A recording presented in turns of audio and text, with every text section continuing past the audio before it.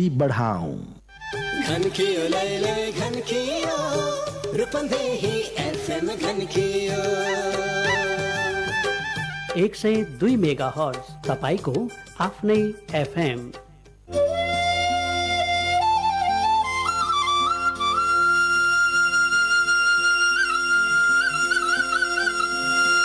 सनातन अमर आत्मा परमात्मा रूपले आनन्द मात्रामा सबै सधैँ रहिरहनलाई आत्मज्ञानको दैनिक प्रवचन कार्यक्रम अखण्ड सुख अद्वैत प्रदीप बलराम जीसी सरस्वतीको साथमा हरेक दिन दिउँसो 1:45 बजेदेखि।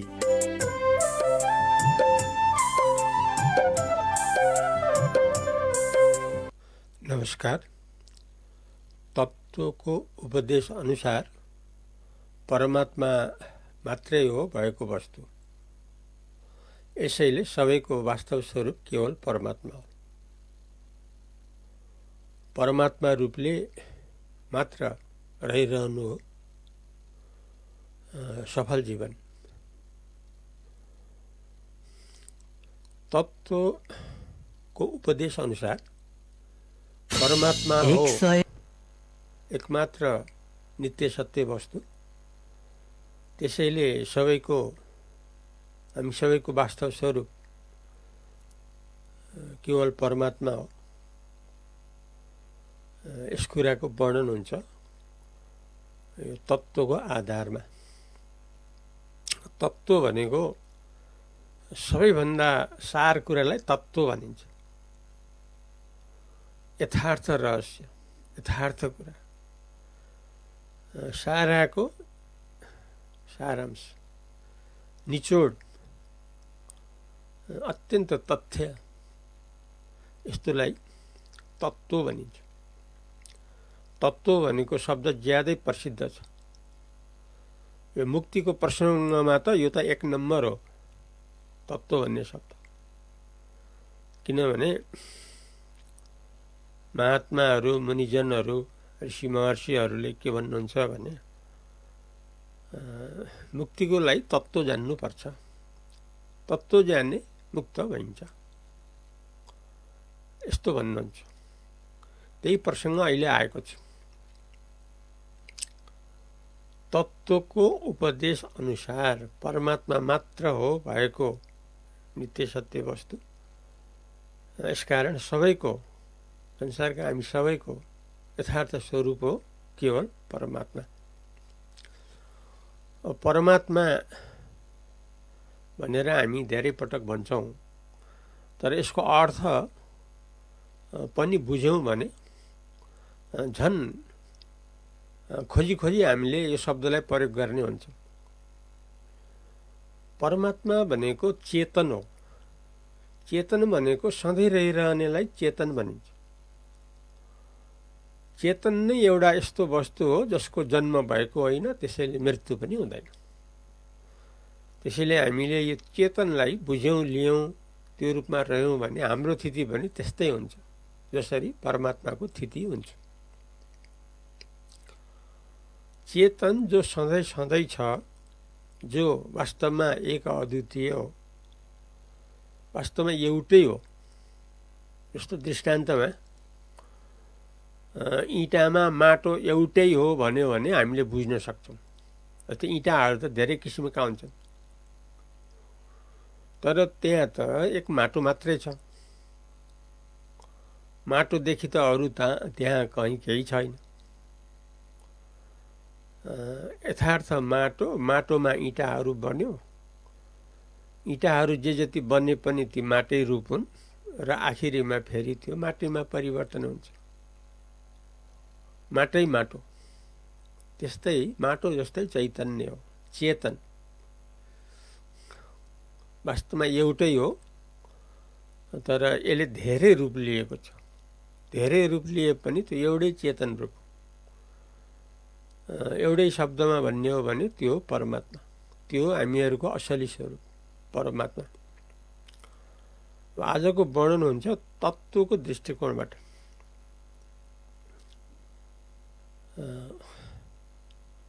माया र परमात्मा अभिन्न हो। तत्त्वको यस्तो उपदेश छ। माया र परमात्मा अभिन्न हो। अभिन्न भनेको अभेद, भेदरहित, भिन्न रहित, वास्तवमा एउटै। यसलाई अभिन्न अभेद भन्छ, अद्वैत पनि भन्छ, अद्वितीय पनि भन्छ। तत्त्वको उपदेश के हो भने माया र परमात्मा अभिन्न हो। परमात्मा रूप हो माया, माया हो केवल परमात्मा रूप। त्यति मात्रै होइन, मायाको कार्य जो जगत प्रपञ्च हो त्यो पनि परमात्मा रूपै हो।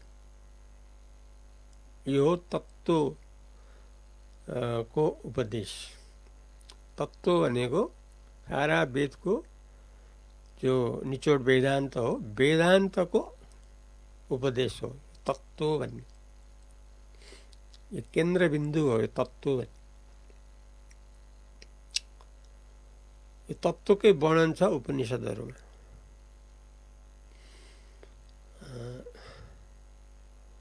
तत्त्व हो परमात्मा। माया जो छ त्यो परमात्मा रूपै हो। यो तत्त्वको भनाइ, यथार्थ भनाइ हो। माया मात्रै होइन, मायाको कार्य जगत प्रपञ्च जे जति छन् ती सब हुन् परमात्मा रूप।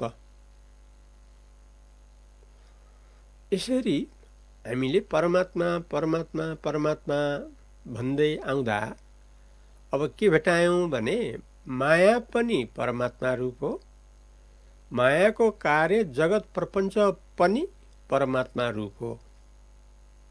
अब हामीलाई सजिलो भयो, ज्यादै सजिलो भयो। किनकि यहाँ के छ संसारमा? माया र मायाको कार्य जगत प्रपञ्च छ, अरू त यहाँ केही छैन नि। तर यो पनि परमात्मा रूप हुन आयो। कसको भनाइ भन्दा तत्त्वको भनाइ, वेदान्तको भनाइ। संसारको जो उच्च वैदिक छ, जो वेद छ, वेदको पनि सार वेदान्त, वेदान्तको पनि भनाइ तत्त्व। तत्त्वले यसरी बताएको छ हामी सबैलाई। किन बताएको छ भने हामी सबैको स्थिति परमात्मा रूपले भइजाओस्, यति बेलादेखि नै भइजाओस्, सधैँको लागि रहिरहोस् परमात्मा। किनभने सधैँ सुख शान्ति त परमात्माबाटै हुन्छ। परमात्मालाई छोडेर, परमात्मालाई बिर्सेर त कसैको उपकार हुँदैन। परमात्मा भनेको त हामी सबैले सधैँ अति जानी आएको कुरा हो। अङ्ग्रेजीमा गड भन्छ, संस्कृत, नेपाली, हिन्दी आदिमा परमात्मा भनिन्छ। जो हामी सबैको अब आएर मायाको पनि यथार्थ स्वरूप, जगत प्रपञ्चको पनि यथार्थ स्वरूप के भन्दा परमात्मा। और साराको निचोड आयो परमात्मा। यो ज्ञानको अभिव्यक्ति हो। यो ज्ञानमा रहनलाई यस्तो अनुभव गर्नुपर्ने हुन्छ, अथवा ज्ञानमा रहिसकेपछि यस्तो कुराहरू आउँछन्। के आउँछन् भने माया र परमात्मा अभिन्न हो, त्यसैले परमात्मा रूप हो माया, र मायाको कार्य जगत प्रपञ्च त्यो पनि परमात्मा रूप हो, परमात्मा रूपदेखि भिन्न होइन। को भन्दा जगत प्रपञ्च। अब यस्तो अवस्थामा तत्त्वले अगाडि के पनि भन्छ भने जो साह्रै जान्न जरुरी छ।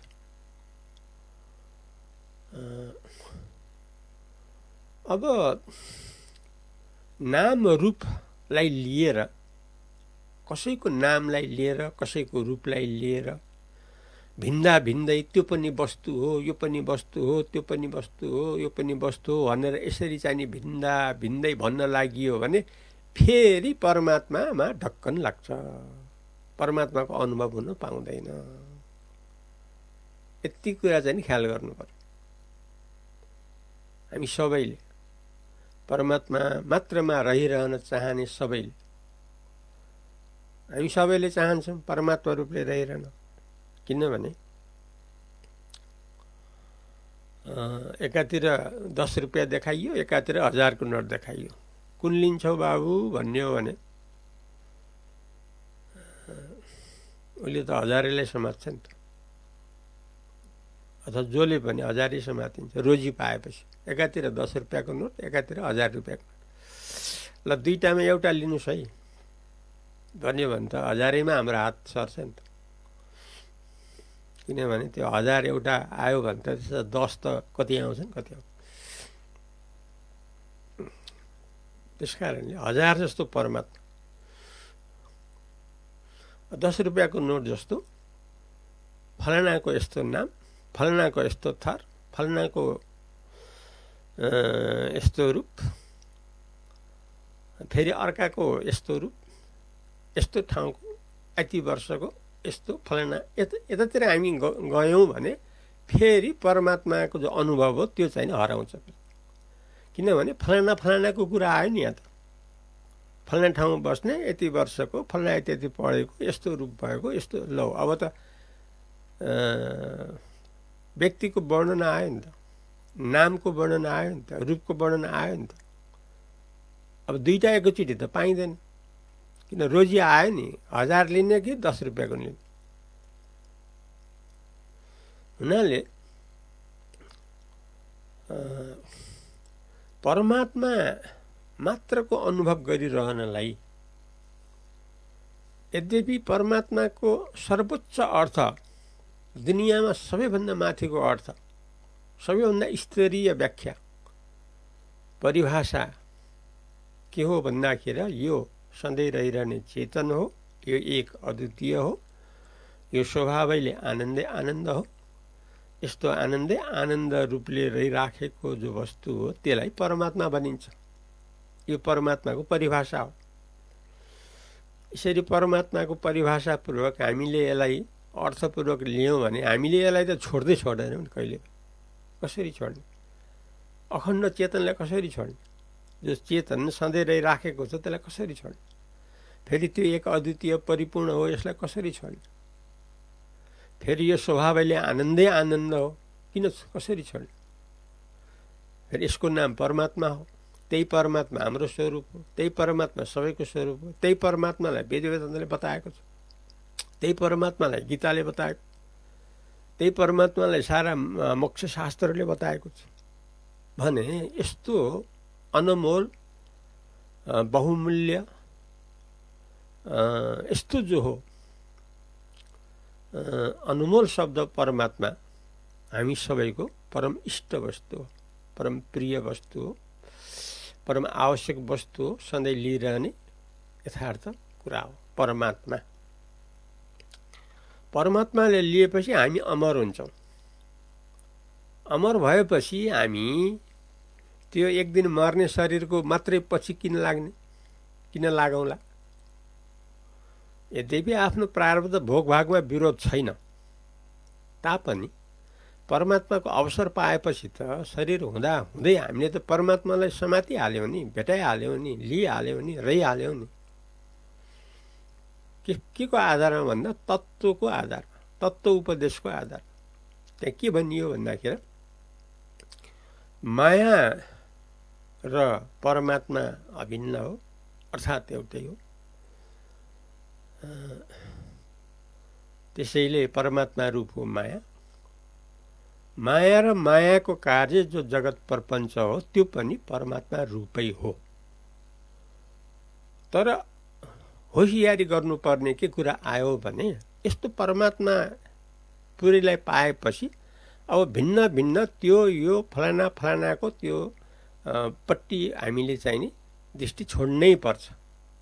नत्र परमात्मा जो अनुभव भएको छ त्यो फेरि हराउँछ, दब्छ। त्यस कारणले हजारलाई पाएपछि 10 रुपियाँपट्टि किन दृष्टि दिने हामीले? परमात्मालाई जब भेटाइयो तो फलाना फलाना फलाना फलानापट्टि हामी किन लाग्नु पर्यो? जबकि फलाना फलानाका सबैको मूल स्वरूप परमात्मालाई भेटाइयो। यसरी जगत जो हो परमात्मा रूप जगत, यसरी परमात्मा रूप जगत प्रपञ्चलाई लिएपछि जगत प्रपञ्चले कहिले पनि परमात्माको अनुभवलाई तगारो हाल्दैन। सारा माया लगायत जो कार्य हो जगत, यो सारा प्रपञ्च केवल परमात्मा रूप हो भनेपछि यस्तो जगत प्रपञ्चले परमात्माको अनुभवलाई बाधा कहिले दिँदैन, निश्चित कुरा हो। त्यसैले यस्तो स्थितिमा के हुन्छ भने जगत प्रपञ्च जति देखिए पनि परमात्माकै अनुभव भइरहन्छ स्वाभाविक। जति देखियोस् न जगत प्रपञ्चहरू, जति काल देखियोस् न ती सारा केवल परमात्मा रूप हो भनेपछि त जगत प्रपञ्च देखिँदा पनि परमात्माको अनुभव भइराख्यो नि त। यो हो सम्पूर्णको अत्यन्त अतुलनीय सफल जीवन। आजलाई यति नै गरौँ। भोलि फेरि नयाँ प्रसङ्गले आउँछु। तबसम्म अद्वैत प्रदीप बलरामजी सरस्वतीलाई बिदा दिनुहोस्। नमस्कार। 102 मेगाहर्ज तपाईको